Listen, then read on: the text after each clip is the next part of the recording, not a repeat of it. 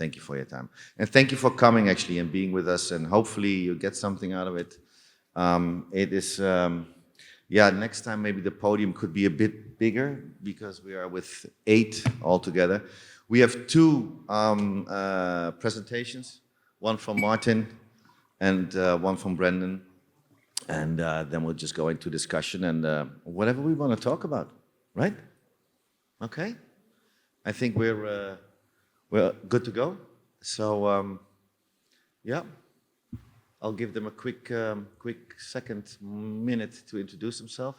And if I can start, of course, with Ekaterine. Please introduce yourself. Thank you very much, Eric. It's a pleasure being here on this diverse panel again after today's morning session. It's an honor being here and speaking about the technologies now. I'm Ekaterine Imedadze. I'm from Georgia. My background is technical. I used to work for a telco industry for 11 years for mobile telecommunications company, and then I've joined Georgian Regulatory Authority. Now I'm a commissioner there.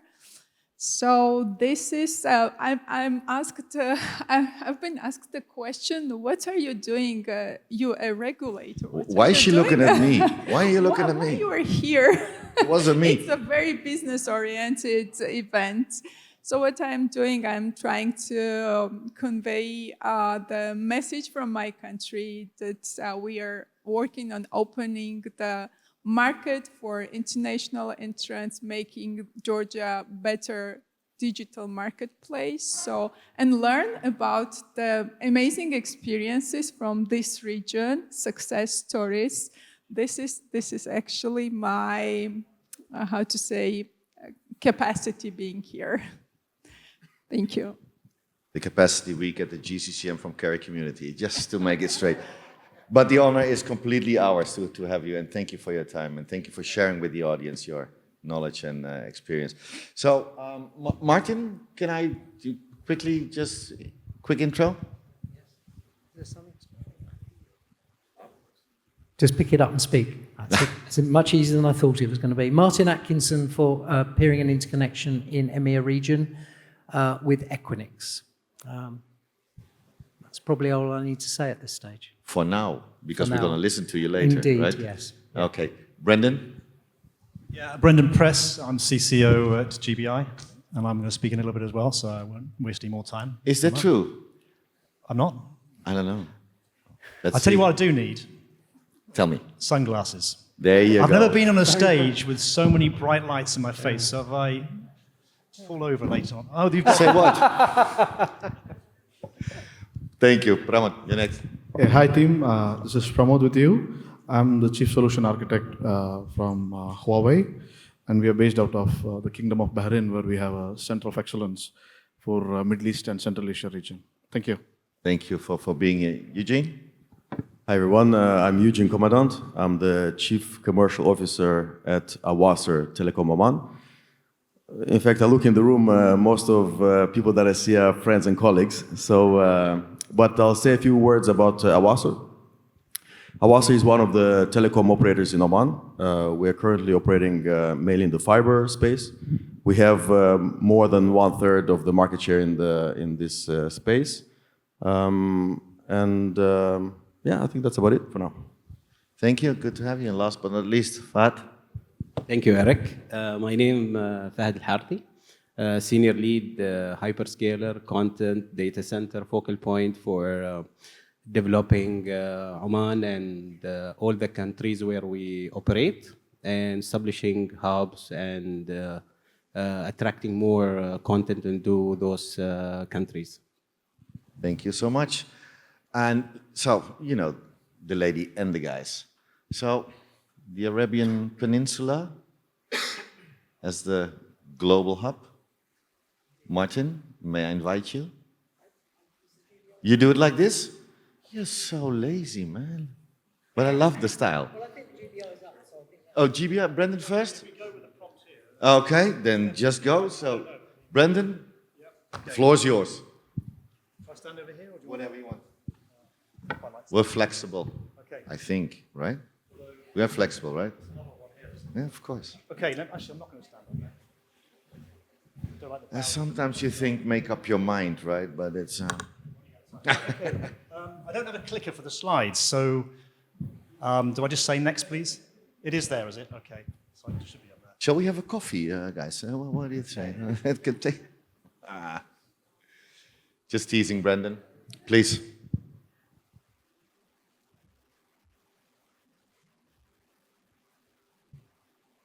You near here? Somebody help me, please.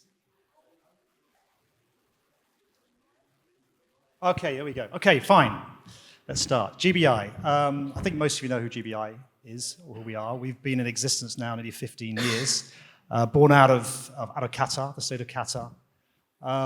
Major investment was made some time ago in terms of subsea infrastructure across the region. And one of only 2 companies that provide connectivity on subsea right across the region to all of the countries. That's our heritage. Clearly, in the last few years, we've been evolving, developing terrestrial routes, working with partnerships, and on partnerships like we all do. And clearly, what I wanted to announce today, and this is a slide which is very, very important to us, and I think important to the region as well, and important to what's happening, as there's a lot of consolidation happening in the region, helping customers to have more solutions that are integrated. And what we're doing in Qatar, with the support of the Qatari government, is bringing together 2 companies. One is GBI, the company I work for, and QNBN, which is the local infrastructure company that provides domestic connectivity. So a very exciting time for us as a player in the market, and we will continue to develop our services with the extra capability of infrastructure in Qatar, allowing customers to have that access to all the entry points in country, but also all the data centers. So that's quite a big statement for Qatar and what we're doing. The other major area that we've been looking at, and I think everybody's been aware and talked about it for a long, long time now, is the subsea situation with the Red Sea. And 3 years ago, I identified that there was really not sufficient diversity in the region for such an issue to occur where you do start to have cuts. I think people have got very almost too relied on what was the channel to Europe from the region, which was the Red Sea. And clearly, once cables started to get cut, people started to panic. Fortunately, as GBI, we spent a lot of time developing the route that we now call our Northern Express corridor. And as you can see from the region, all the different numbers here, you've got different ways of going. One is the typical Red Sea, which everybody knows about. 2 is probably not realistic given latency going around the Horn of Africa. There is 3 what we're developing, and we've developed and have operational solutions for Iraq. And then there's 4 which is going through Saudi. So for me, the more diverse routes you have as an industry is best. Better for the customer and allows us to be able to support customers when the inevitable happens, those cable cuts that you're always going to have to suffer at some point. In terms of what we've been doing, just very quickly, we've been building relationships with the Iraqi government and all the Iraqi authorities after recognizing there was a great opportunity to develop this as a new corridor. And I'm sure, again, as a direct corridor in terms of latency, etc., you recognize there's opportunity in developing this particular direct route from the Gulf to Europe. Indeed, it was 2 years ago, and I can't believe it, 2 years ago when the World Cup happened. A major, not just for Qatar, but also for the region. Success in terms of demonstrating that the region could host the biggest sporting event in the world. And for that event, we actually used that corridor.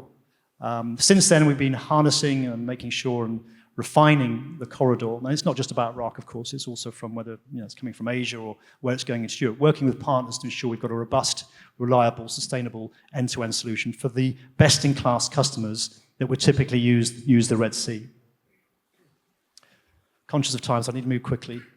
In terms of our Iraq route, yes, it's going from Al Faw, which is our location of our subsea landing part, through the country on 2 diverse routes, giving full assurity in terms of redundancy, and then through Turkey, through partners again, providing an end-to-end redundant solution for our customers.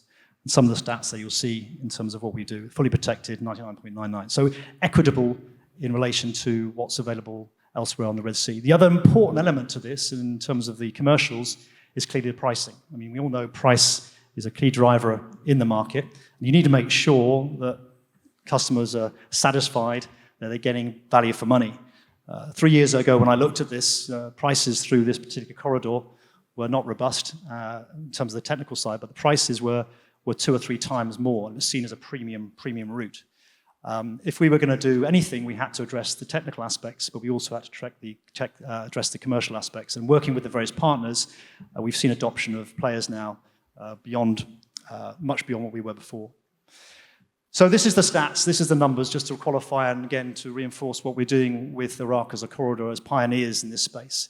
We've gone from 0, or literally nothing, when prices were 2 or 3 times, and you speak to government and say, why are you charging such high rates of access when you are getting no business, to getting to a position now, by the end of the year, we'll have 1.75 tera in Iraq. And I think that's a fundamental, very incredible success story for us, but I think for the industry as well. I was in an event last week, I can see Sahel was there, we were talking to the Minister Al-Sayyi about how we develop the market. As being pioneers, we're very pleased that all the big players now, I say big players, the incumbents of the region, are all looking to Iraq as the next investment frontier. And that will just add more competition, clearly, which is good for customers, but also allow us to focus on what we need to do, providing the best solution end to end. So going forward, we're looking at terrors. Going forward, we're looking at hyperscalers. Clearly, we've got 2 major global hyperscalers now utilizing the corridor. What we've had to do as GBI is really develop those relationships, not just on a commercial, but on a highly technical basis as well. When you're talking about media service with the likes of TikTok, with Meta, etc., you need to make sure that this channel, this corridor, can deliver to the expectations they need. And we work very closely with all the hyperscalers now. That's something we've evolved in the last couple of years. So that's it on I'm conscious of time, that's it on the Iraq route. The last thing I want to talk about what GBI are doing, and we've been talking also to the SpaceX team, Starlink actually, in some of the business that we're working with. And only recently, Qatar Airways announced the first high-speed internet service across the fleet of aircraft. And again, GBI was not mentioned in the press releases. I couldn't get GBI's name directly associated, because not all customers want that, of course. But clearly, underneath all of the satellites in the sky, there's an infrastructure on the ground and in the sea that provides the support for these services. And I'm very proud to say, we were absolutely been working on this for the last year and worked very closely with the Starlink guys to make this happen. That's my advertisement over. Okay, thank you very much, everybody. Thank you. Thank you, Brendan. Let's see if there's a question from the audience for Mr. Brendan. You were, again, so clear. No. It's far after lunch. So, no. I think it went well. Okay, thank you so much. And great work from GBI and yourself. Congrats on that one. Now, Martin, what do you say? You want to talk to the audience? Looking forward to it? Are you afraid? Not anymore. Okay, let's see if the slides will come up, and then the floor is absolutely yours. All right? Thank you. We had a few technical issues earlier, so I'm reading my speaker notes from my laptop and presenting on the screen simultaneously. So this is a bit of a rubbing your head and patting your tummy coordination exercise at the same time. So hopefully, here goes. My name is Martin Atkinson, Senior Manager for Peering and Interconnection at EQUINIX. I've been with the company for 14 years, a subject matter expert really on connectivity, and let's say what's under the hood, what makes the company. And EQUINIX is a global platform with 247 approximately data centers worldwide in 75 countries around the world, all of the world's biggest hubs. And we pride ourselves on really stimulating, supporting, and growing the digital economy of the world. Our 10,000 customer base includes Fortune 500 customers, as well as all of the big cloud service content providers and ISPs and carriers around the world that deliver the digital experience to the end users, either through internet as B2C channel of the digital economy, or private interconnection of things as diverse as algorithmic trading and Forex exchanges, to private cloud connectivity and software-defined networking. So, of course, if I go in the wrong direction, we end up with a blank screen. Presumably, I can change the direction. No? Right, Fine. Thank you. I think I've got the hang of it now. So there was a new sense of optimism that I sensed for the first time after the Capacity Middle East this year. And Bevan Slattery, in a LinkedIn article, remarked upon it. The disruption to global communications in the Red Sea has prompted projects to build diverse paths, as we heard just now from Brendan. There are many others also in either conceptual stage or actual execution. What this has led to is innovation in the shape of proposed new terrestrial paths and regional interconnection hubs. So this presentation, looking at the Arabian Peninsula as a global crossroads, is a reflection on how ready the GCC region is to seize this opportunity to become a true collection of digital hubs and a superhighway at scale. And please note the important part here is at scale, to ask what would success look like. So from global subsea communications, which bypass the Arabian Peninsula, many projects are now aiming to build new diverse terrestrial paths bypassing the Red Sea. So can we identify key factors that would help the GCC countries particularly collaborate as a global digital crossroads and leverage that position to grow digital services and the region's digital economy? Fortunately, EQUINIX, as a global platform, has many experiences over many decades to draw upon for comparison. In Bevan Slattery's article on LinkedIn, he asked the question, what makes a great hub airport? Many people previously have compared telecommunications and internet services with air travel. And so let's pose the question, what makes a great hub? So at the top of the screen here is the table of the top 5 airports in the world, ranked by destinations reached or reachable and numbers of connecting flights. I would suggest that to actually gain any real insight into what a hub is, we need to ask different questions to this, answered with different metrics. Firstly, it's a great hub, but who for? Is it for the airline? Is it for the airport and the passengers? Or should it be for the wider national economy? And then again, how do we measure and compare hubs? Is numbers of routes and numbers of destinations reached the best metric to determine whether a hub is good for a national economy, for instance? I would suggest that ultimately the success of a great hub should be its total economic impact via tourism and commerce, imports and exports. And a sensible metric or indicator might be the volume of passengers and goods arriving and departing, and contribution to GDP by the value of inbound business, outbound goods and services, and general wealth generation due to the hubbing effect of the airport. Clearly, with this model, pass-through international transfers never arrive on shore and have less value.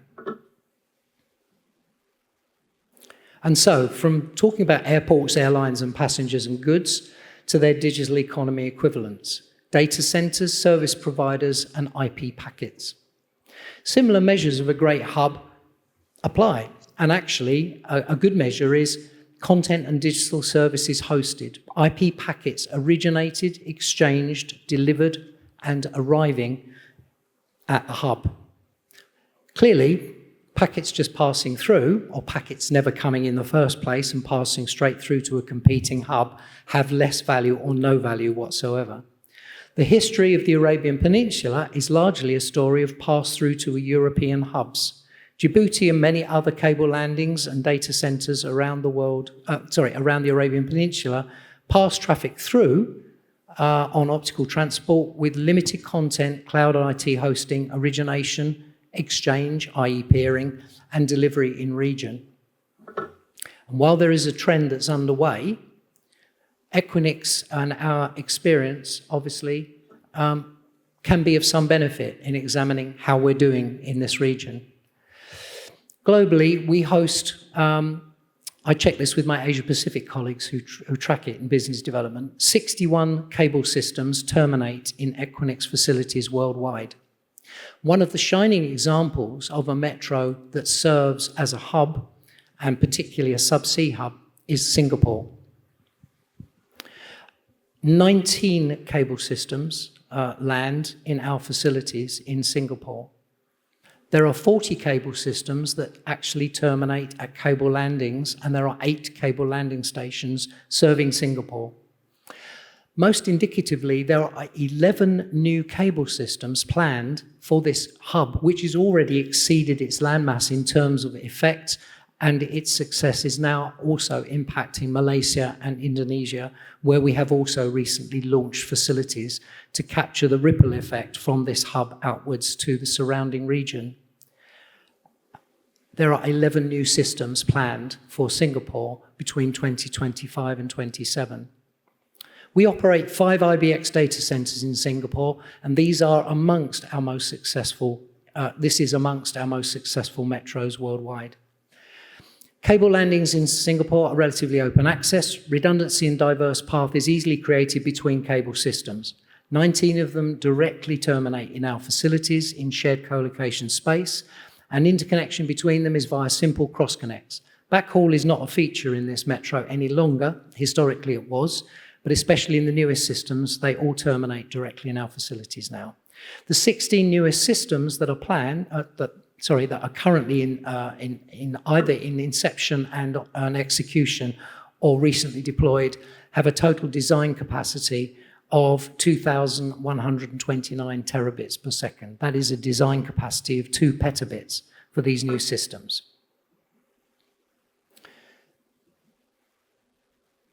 So here's just a summary. 40 cable systems, 8 cable landings, 11 new in the next few years. Now on to the Arabian Peninsula. The first difference, well, there are enormous similarities here, actually. I hope you'll acknowledge that. The same cable systems land at multiple cable landings because they're serving different countries. That's the first thing, and diversity. There are also less systems currently proposed for future deployment. There are 34 cable systems that actually terminate on the coasts of what we loosely call the Arabian Peninsula. How you draw the circle around that, of course, depends on how many cable systems and landings are included. There are 15 to 18 cable landings by my counting, and currently there are 4 that we know are proposed. There's a potential another 2 to 4, so maybe 8 systems under consideration. The vast majority of these do not terminate in carrier-neutral co-location, if for no other reason that there's very little carrier-neutral co-location, but also backhaul is still a feature in this region. Termination is tied to the landing party is very much a norm still in this region. So there's a summary. We have 34 cable systems, 15 to 18 cable landings, 4 to 8 new systems over the same time frame. So if we compare the two, there are differences, but I'm sure most people agree there's nothing that kind of jumps out at you to say, oh, there's a huge difference there. And I think that's a very important point. And this is the point that I want to make, that we could do a lot worse than looking at Singapore, as I've said to my colleagues in Oman many times, for the kind of success that we might expect to enjoy if we get our strategy right. So you'll be pleased to know this is my final slide. And it's kind of an awkward, difficult one. So bear with me, please. The International Telecommunications Union, the ITU, identifies a strong correlation between an open, thriving digital economy and the regulatory environment. ICT and telecom cross-sector collaboration, cross-border cooperation, and international connectivity. So what I'm about to share with you is telegeography's market connectivity scores for various subsea-facing metros worldwide. It's normalized metrics, so that often there is no unit of measure between the 3,000 metros that they've analyzed. The problem with normalization is that if you have strong outliers with massively inflated anything or too little of anything else, it skews the data to one end and it obscures differences between performant but not optimally performant metros. So we delve into that a bit in a minute. First, the most successful interconnection hub, the one that's rated #1 by Telegeography, is Frankfurt in Europe, closely followed by Ashburn, Washington, D.C., London, and Tokyo. #5 position, which is actually, I feature because it's the first metro that actually is subsea tied or is very closely allied with the subsea story, is Singapore, and it's ranked at #5. Next, Sao Paulo. Anyone who doesn't know, Sao Paulo has turned into an enormous powerhouse due to a combination of the growth that we've seen there with our facilities and subsea, and also enormous population and internet exchange, the largest in the world in PTT Brazil. Next, Marseille. That's no surprise to anyone. That's ranked already number 23, is it? Next, historically, Miami, 27, used to serve Latin America, and this is interesting because it now does not serve Latin America in anywhere near the same way. The reason being that Sao Paulo has taken up the scepter and has grown locally cached content and cloud services and is driving Latin America's digital economy as a hub, rippling out its effect across the entire subcontinent in Latin America. And Miami has become less relevant. It's still important, but less relevant to Latin America.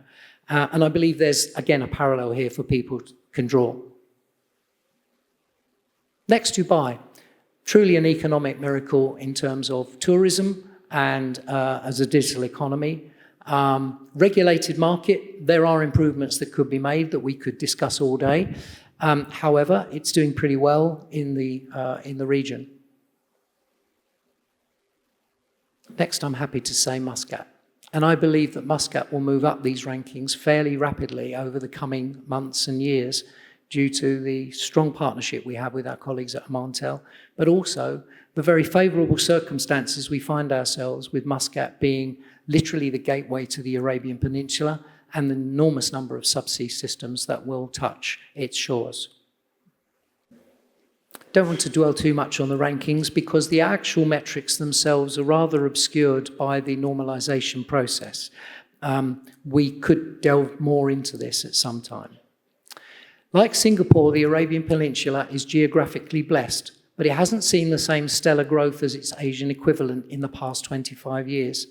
So my takeaway and the question I'd like to pose basically to anyone who's in this room, particularly an operator, service provider, regulator or government in the audience. In comparing the Arabian Peninsula with similar hubs elsewhere, I've focused on Singapore, do we offer the right mix of regulation, cost, openness, competition and choice to accelerate digital transformation and grow the digital economy?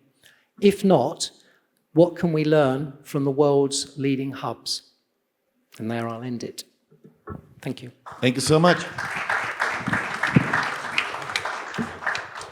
Any questions for Martin? Come on. Thank you so much, Martin, really. Talking about enhancing the digital... Oh, sorry. There is a question and the microphone is flying towards you. Sohail, thank you for your question already. I wanted to ask a question because you're insisting. Martin, thank you very much for a very great presentation, and Brendan, thank you very much as well. My question, Martin, on the ranking, if we go back to the slide, it shows 53.8 submarine cables active in Jeddah and in Dubai, whereas Fujairah is the landing hub. Dubai is not Dubai. There are 2 cables landing in Dubai, and Fujairah is all the cables are landing in Fujairah.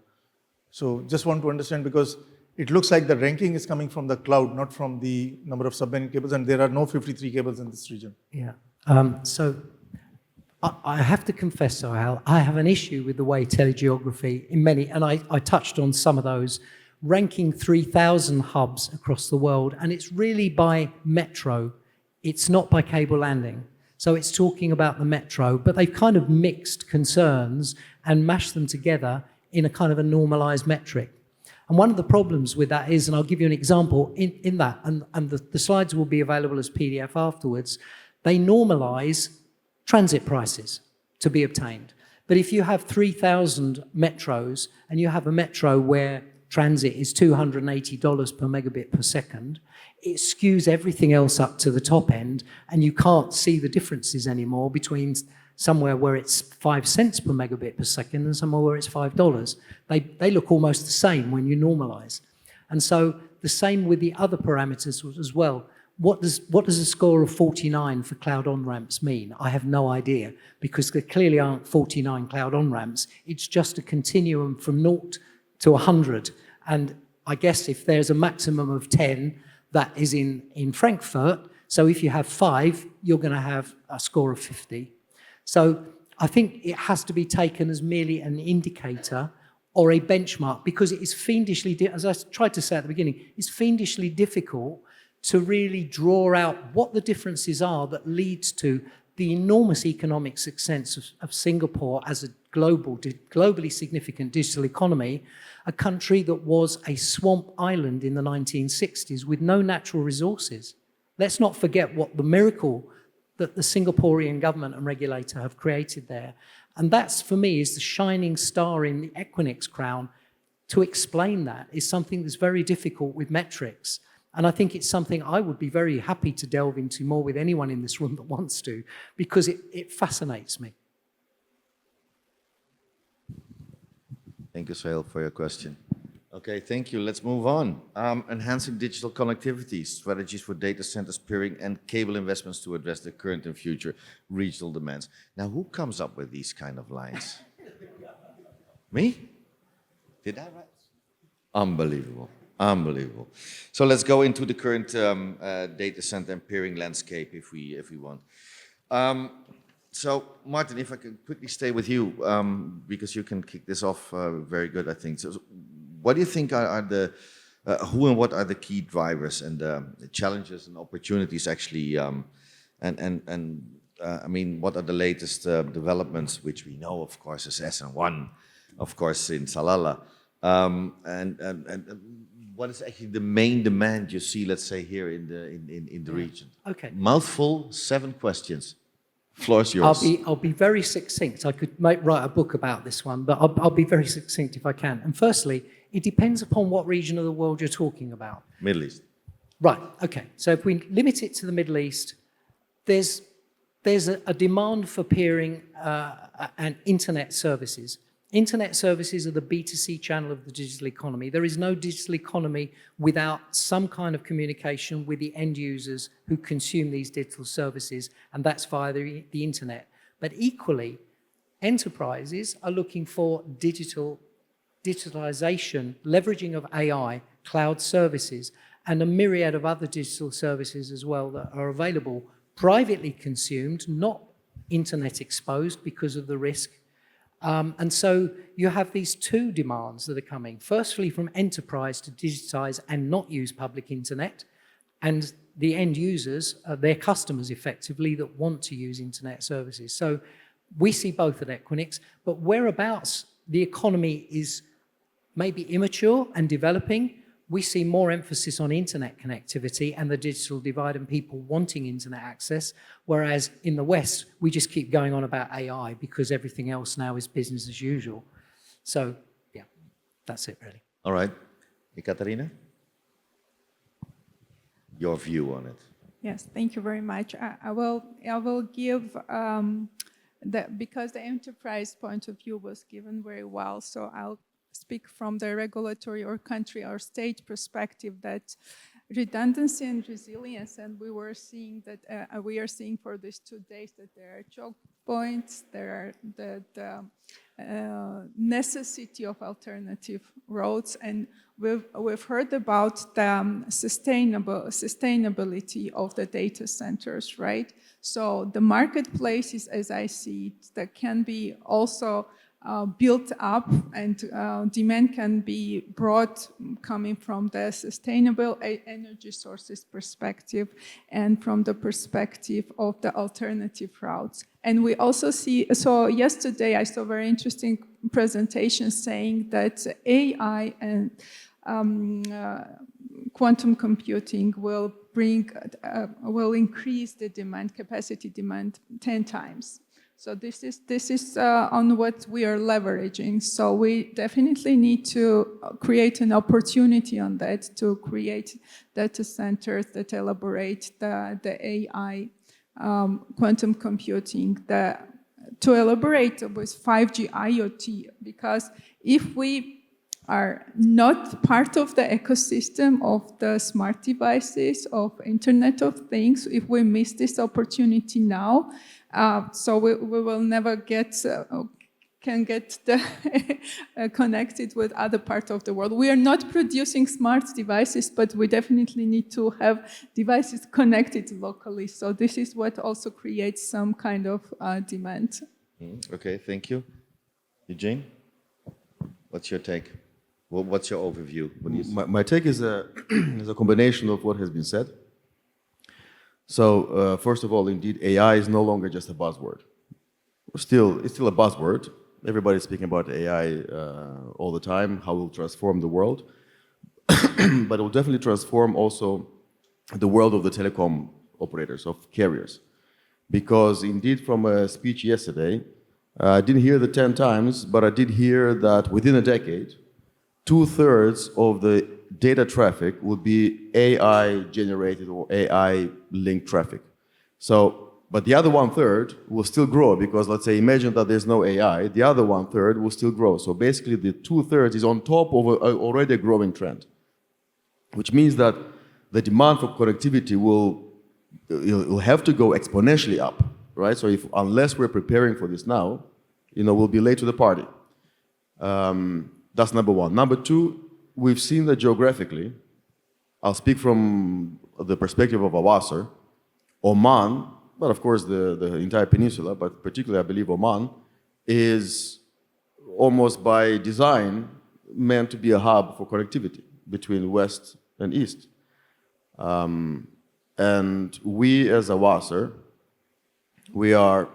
we're also kind of late to the party because Awasr is quite a young company. We've launched in 2016 without any infrastructure whatsoever. Today, we're proud to say that we have long-term leases of thousands of kilometers of dark fiber in Oman.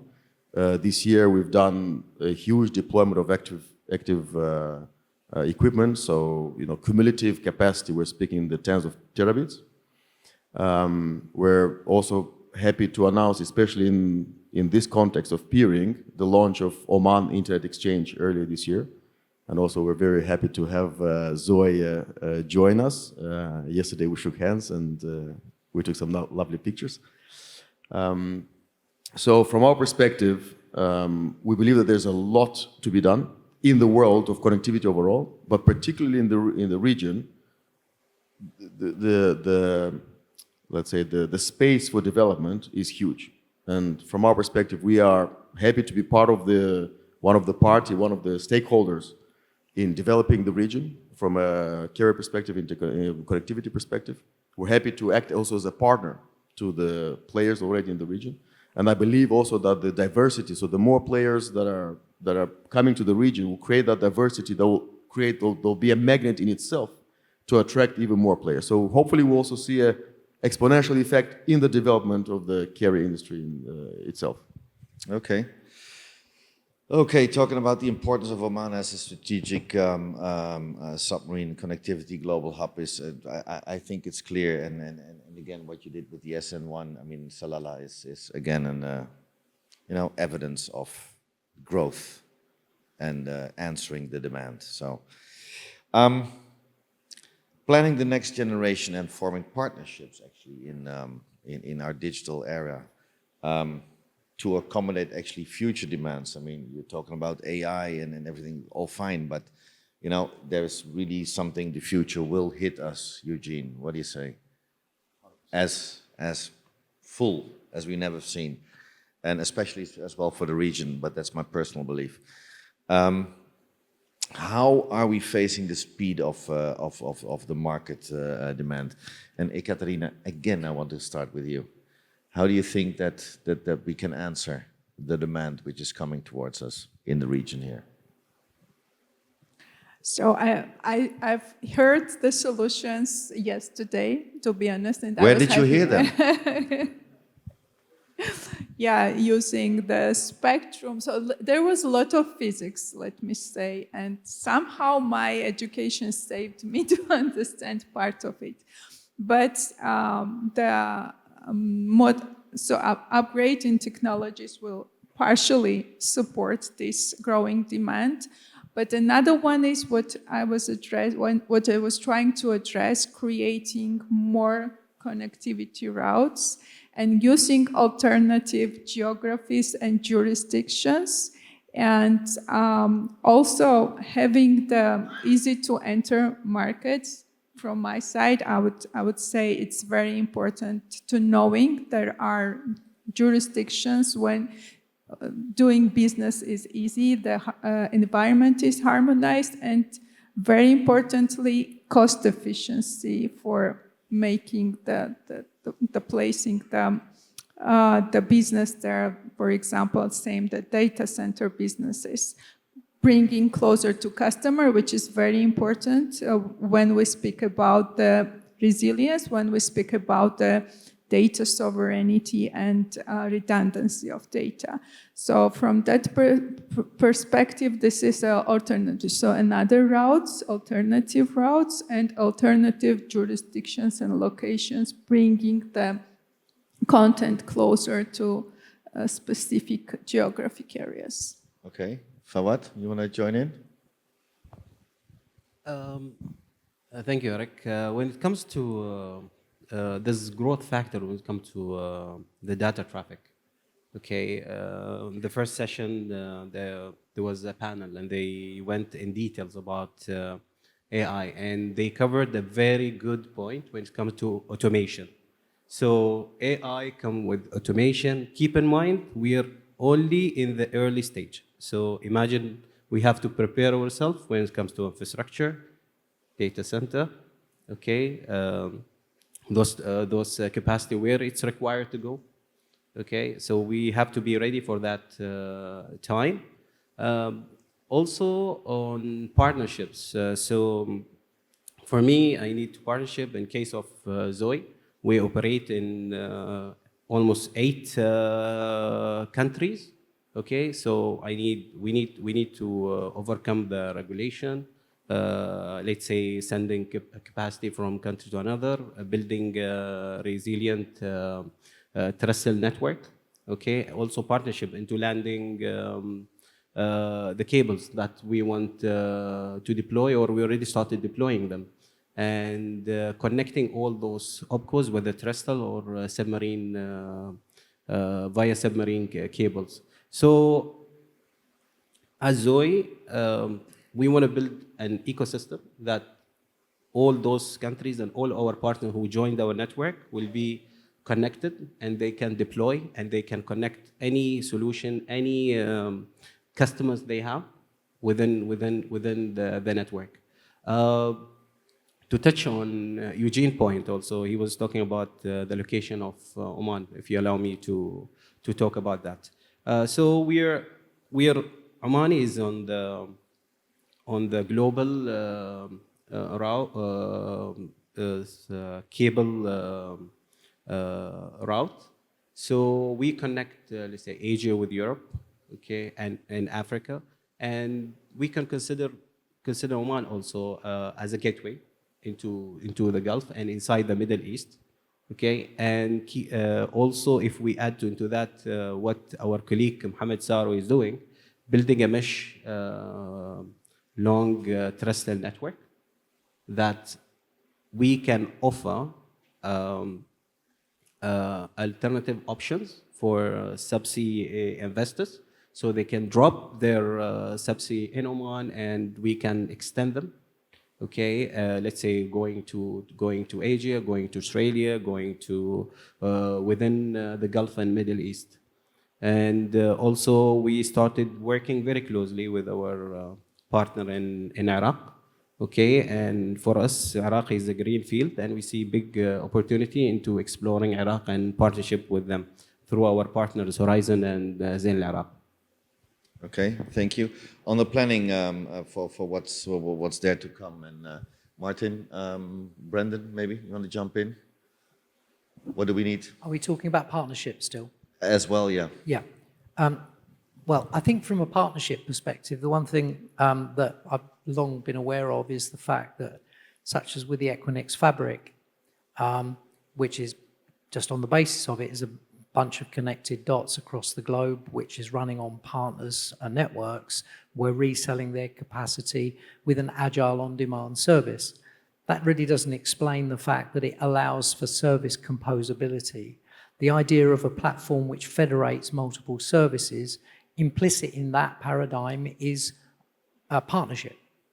And I believe that no one service provider is able to provide all components of the digital services that enterprises wish to consume.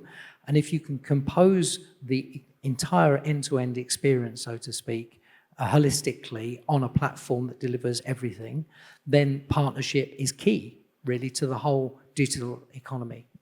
That's my view. Brendan? Just a comment, if I can, on the commercial side. I'm not one to shy away from addressing elephants in the room. But competitively, the region is way behind other regions in terms of access. It's my old subject, I'm afraid, of gatekeepers have exclusivity to providing services. And if that stays as it is, the region will become, I think, a laggard very quickly, because you have to have competition. So I'm clearly, in my position, a big fan of open access and not being tied to one provider. I mean, what other markets in the world? When you look at London, you look at what's happening elsewhere in the world, you have choice, and that's a basic dynamic of any market. If it's going to be successful, it's got to be competitive. And a moment, the hindrance is, I think, the region for the adoption of whether it be capacity supporting today's services or indeed the AI wave that we hope to see and will come eventually, is going to be the lack of diversity in terms of the commercial side of things. And certainly in terms of what we're doing with the integration of GBI QNBN is creating another player in a market and very much pushing with the regulator the open access philosophy that should be encouraged everywhere, and indeed in Iraq and other places as well. So just a comment in terms of the dynamics on the commercial side at this stage. Okay, got that. Pramod, I mean, improvement on customer experience. I mean, by the end of the day, that's what it's all about. How can peering at the local internet exchange lead to improvement of the customer experience? And also, what do you think are the the key drivers actually of the current growth of an IXP here in the Middle East market? Right. So Two questions. Sorry. Yep. No worries. Yeah. So when it comes to subscriber experience, there are three key factors that play a big role, or let's say that they play a major influence on the subscriber experience, which is like the first one would be latency, and second one would be packet loss, and then comes the total throughput that can be achieved. Okay. So when we do direct peering, as compared with transit peering over a PNI or private network interconnect, you have absolute control over what your traffic is gonna, or let's call it like where your traffic is gonna be handed over, or how the traffic is gonna be treated across the destination, right? So in this way, when you do direct peering, you have you know with whom you're gonna peer, you know how the traffic is gonna be treated. So the latency, the packet loss, and the throughput can be always guaranteed when it comes to direct peering as compared with transit. Now, the second question, now you see when it comes to capacity, okay, the access to capacity has become more, I would say, affordable these days. And there are a lot of countries in this region, specifically from the regulator perspective, they have ensured that the minimum capacity be available at a higher speed. Like, for example, there are countries where they are thinking about giving 10G now to the home connection. There are countries where 1G is already in place. So the capacity is there. And there are venues already available where people can spend this capacity on, right? Online gaming, ultra high definition video, the content is there as well. So what is happening is all the major players with regards to the content, they are trying to make sure that let's make a local presence in the region, or at least have a direct connectivity facilitated through the internet exchange points.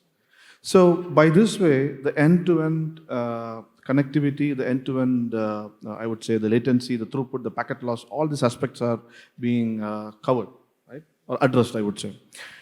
So this could be one of the reasons that there is a growing demand on IXPs happening within the Middle East region, and I believe the Central Asian sector also will follow the trade. Okay.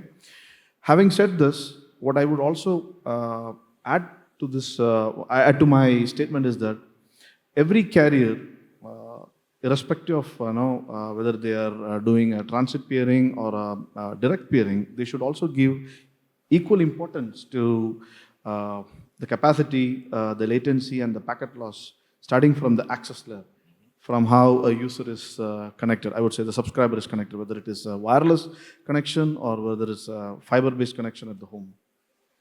Okay, thank you. Ekaterine, maybe you want to, let's say, give us your take on this one as well, especially the key drivers of the current growth. But of course, again, another question, just another question, I want to combine this, in how reliable the peering ecosystem ensures to increase the network resilience. All right? Yes, exactly. So again, Thank also you. for you, 2 questions. Thank you so much. Very important points that posed by my co-panelists, and I want to echo actually the huge effort we as a regulator put into the opening the infrastructure, so making the infrastructure sharing law really to work, which was a real hurdle and a real struggle, and there were a lot of hurdles because it involves market players not only from our digital ecosystems but the utility players, etc. So from the very, how to say, passive infrastructure up to the very active part of the network. So this was the biggest journey, and for the country to really say that the market is open and environment is, how to say, investor friendly for the business, is that we have this infra sharing rules established. We took it from the European BCR directive, Broadband Cost Reduction Directive. And this might be some kind of experience we can share as a country. And it's very important for the region that any infrastructure that will be built in the future, they have transparent rules how it will be shared, and the access is access should be provided based on the law. Another part about the peering, this is another struggle, how to building the IXPs is a very, very important and also a struggle for us. Without having this neutral exchange point, you are not an interesting location for any players, hyperscalers, or anybody to put their content in your location. So this is another area we're working on now. But not finished yet. But this is not easy, eh? Not easy. Yeah, but I can tell you that this is a journey, and regulations should be participatory. We need to listen to all of the parties, and it takes really time and efforts. But gradually, if you try to make one use case and make one example how it works, and that this turns into the success story, including the peering IXP point. So now in Georgia, we're in western Georgia. Georgia is quite small country, but still in the western part of Georgia, there is an effort to build a neutral exchange point. And smaller players, medium and smaller players are doing that. You see him smiling already? And they are trying to attract the large players and tell them, guys, it might be interesting, come connect to us. It makes me very happy to hear you say that. I'm a big fan of internet exchanges. Yes. So this takes really an effort, but eventually all of the parties should see the benefit from that. And most importantly for us, there is the benefit for the end users, of course, that better connectivity, higher packages, as you've mentioned, same story with us, that when it comes to higher usage, it's very limited in offers. Thank you. You were also quickly mentioning, investments, and I quickly want to have, let's say, your take on this one, and be free to jump in here,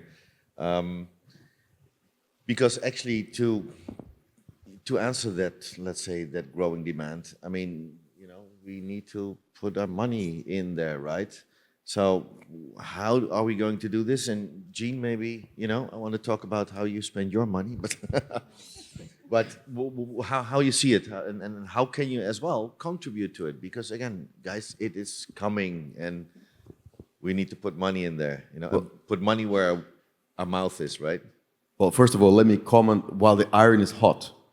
Everybody, you've heard it from the experts. Everybody here loves IXs. Everybody says, peering to the IX is the way to go. So again, Oman IX has launched this year. We've already connected some great parties. Meta is there, Amazon's there, Zoe is there, other parties are there. Let's all create a good ecosystem, a good environment. We're very generous for the first periods. We give good commercials, even free of charge. Just come, let's create this environment. Let's create this ecosystem. So if I may, to continue that flow. And you're using a great platform, aren't you? When it comes to investment, probably Awasr is one of the companies that we're very CapEx careful. A lot of our investments have been so far in rolling out our active network across Oman. We've launched the IX, but in the future, of course, investments will have to come in the form of participating in cable subsystems. Yeah, it's the message in the bottle, Exactly. Came from the subsea, yeah? There you go. It's wet anyway, right? So definitely the investments will go into anything that has to do with the connectivity. So it's cable systems. For us, will be investment in the cable landing station. Then, looking forward, there'll have to be investment also in data centers. So maybe other partnerships, or whether maybe it will not be us. We'll be happy to see other, more investment in data centers, private, public cloud to be more present and actually as a product in Oman. Now it's quite an incipient stage. So all of these things happening. I forgot to mention, of course, other maybe terrestrial routes, because we've seen from Brendan's presentation that terrestrial routes are still viable. And for us, as Oman and us as Awasr, one approach would be to have connectivity from the sea to the shore of Oman, and then take, having routes into the northeast, northwest, with having interconnection with the players in the neighboring countries. And this sometimes may require investment in laying a certain fiber for 100 kilometers, whatever it is, 150, to reach them. So there are different areas and aspects of investments. Of course, everything is ROI. We're all in the business of making money while delivering a certain product or service to the final customer. Another note on the regulators, because this was a subject. And I concur with Brendan that more open access is the two buzzwords. At the same time, though, regulators, the primary role of regulators, they're not a consumer authority. They are a regulator for the entire industry, which means that their role is to create and to grow the entire environment, the entire industry. And sometimes there needs to be a balance between let's say the end party that will pay, that will use the service, and the party that invests and expects a return on investment. So it's a balance that I think if you look in the region, some regulators have done it better, some regulators have done it worse. But overall, it's about how a regulator can facilitate the acceleration of the development of the industry. Okay, thank you. Moving on, guys, and enhancing actually the connectivity. And Martin was, of course, talking already about, let's say, the non-terrestrial part of our connectivity on Starlink. So Fahad, if I may ask you, the current state of the terrestrial networks and the NTN, so the non-terrestrial networks, and their platforms, such as, the hubs and the LEOs, satellite constellations. What technical challenges must actually be overcome to serve us all better, and which opportunities should be actually more exploited? Mouthful. Okay. Thank you, Eric. When the non-terrestrial network started coming into the market, a lot of operators started, worrying that they came and they're going to take some of our market share, especially when it comes to internet, providing internet. But actually, today we have a showcase that within Zoe and Oman. We work very closely with them. The end is a win-win scenario. We provide to them internet, we provide to them site, we help them with the deployment, and also we help them for their expansion. The good thing about our region, they're licensed, they can deploy, but still they need the operators, the licensed operator in the country. Okay, this is one side of the point I wanted to cover. Another side, I was reading about it actually, and today, can you imagine that you living or studying and you don't have internet connection? Around 37% of people around the world, they don't have access to internet. You want to call for healthcare, you want to sell, your kid want to go for online schools. What was the case during the pandemic? Imagine you have to travel like for 1 hour. Another, for me, I see it as it's going to improve people's life. Okay, and whenever the operator, the licensed operator, it's not cost effective. Okay, we can use those solutions. Okay, and they're already ready. They are there. That's all. Thank you. Okay. Thank you. Now, because Martin, you want to add something to it? Just repeat the question to me. Okay, so actually the demand we are having and the non-terrestrial part, actually the NTNs, where they come in and how can they support or what do we, maybe even on the technical side, or the non-so-technical side, but how can they add up to the growing demand that we are having? Yeah, so I mean, it's fascinating. I agree with you said, Fahad, about the digital divide, and there's so many people that still don't have access at all. Digital literacy is still a huge problem. Illiteracy, that is the inability to read and write, is actually relatively rare now, except in very small pockets of the world. But digital literacy is still a huge problem. So getting people affordable access to internet is a key part of everything, really. Education, healthcare, etc., and it improves people's lives immensely. The thing about... I can be a bit heretical at times, so please, I apologize for this, but LEOs, we should add MEOs to it as well. No one's talking about that, but mid-Earth orbit can deliver higher payloads and is steerable. There's all kinds of nuances, but it's all exploiting the same kind of spectrum, and that spectrum isn't sufficient to deliver at the same kind of scale as terrestrial fiber. And also, the systems have got a life of about 10 years. So it's fantastic what's been achieved, and it's very exciting. What happens in 10 years' time? Does the technology continue to improve? Is more spectrum assigned to provide greater bandwidth? Or do we have to say, well, that's the limitation of this technology? We don't know. And that's my answer to you. Thank you. Brendan, quick one, and then we'll have a closure statement. In terms of what we've been doing in terms of the Starlink exercise, which we've been working on for a good 18 months now, we never saw that as being basically something which would come and cut into existing revenues. It's always about incremental. because all the services in the sky and onto the ground from the satellite have to be supported on the ground.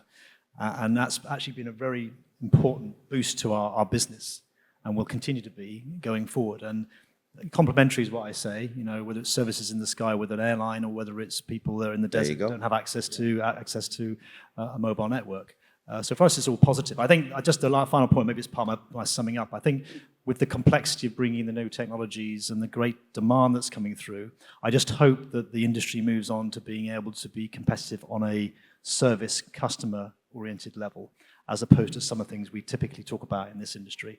And then the people that will win out of this are the ones who provide the best service across technologies, across geographies, and that's what will win. Okay, and that was already a closing statement almost. Anyway, he has a flight to catch. So a quick round. Ekaterine, if I may start with you. Scoping the future, what should we look out for? Quick one. Yes, so my closing remark would be creating an enabling environment for every participant of this digital ecosystem, starting from the end users, starting from digital literacy, from soft skills, which is also, we believe, that is a capacity of regulator somehow, because we have a state program when we bring the fiber to the home, to the houses, and we bring also literacy, how to use this fiber. So this is very important. So enabling environment is one takeaway. And when we are speaking about this digital gap, which is very important point, I think that ecosystem will allow us, what I've heard at least from the World Radio Conference, will allow us to have this merging or creating interchangeable technologies. Like they say that starting from 6G, satellite and mobile communication can be interconnected. So this is how we look into the future. And this is another point how we make it, we enable it because we are ones who are putting the spectrum, state spectrum for the operators for licensing. So we need to be careful about this. So all right. Eugen, quick closing statement, takeaway. I'll speak from the perspective of Oman. The conclusion is very clear. Oman as a country and as a region has a great perspective to become a hub for connectivity. There's been some players, I think Omantel has led the way on developing the wholesale spectrum or the wholesale industry for Oman. And I believe that there's more acceleration of growth that can happen here from a connectivity perspective. We're hoping to join the club as soon as possible, and I believe that partnerships will create that acceleration, because I think working alone is not only more difficult, but also doesn't create the diversity to allow for this growth to happen.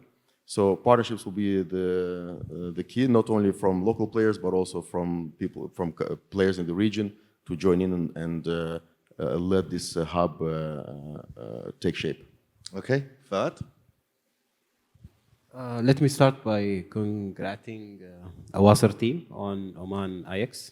For me, moving forward, to be honest, I want to see more carrier neutral data center in our region.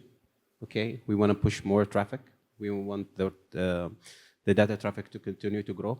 This will happen only if there's synergy between, let's say, the service providers. We see more deployment of cables to handle this traffic.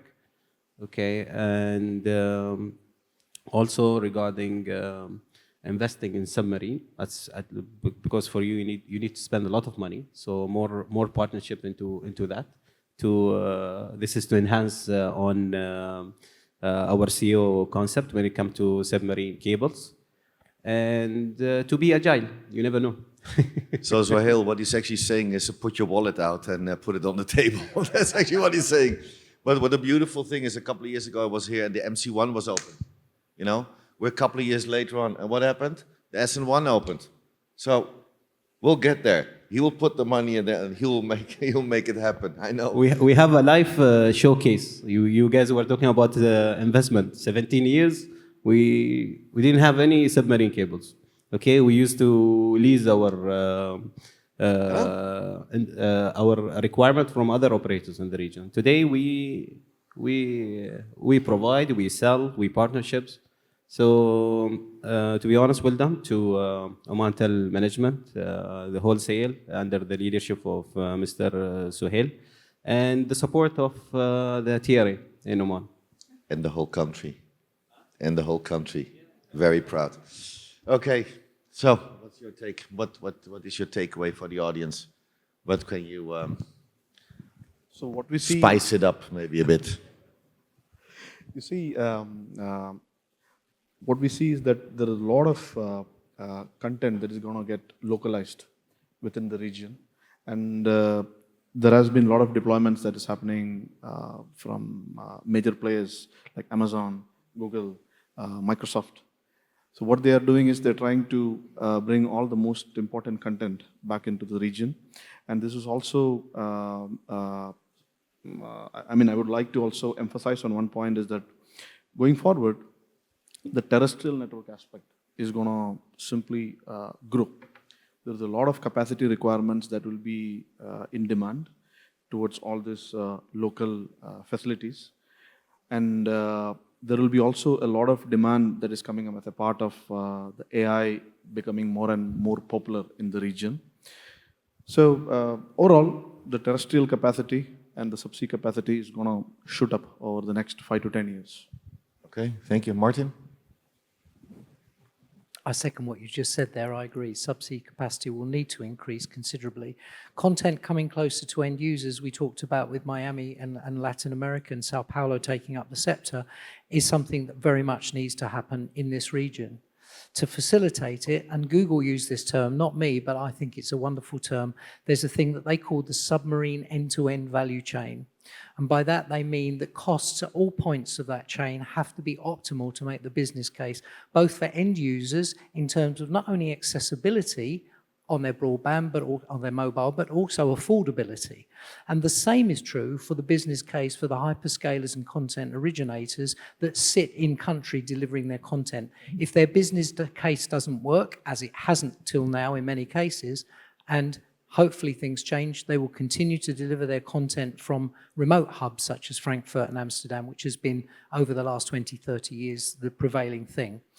When we start to move to AI-driven this and that and all other kinds of other platforms, the pervasive computing, which is the vision of smart everything and content on demand with very low latency, IX plays its part in that. Pervasive computing also requires pervasive connectivity, which needs to be affordable.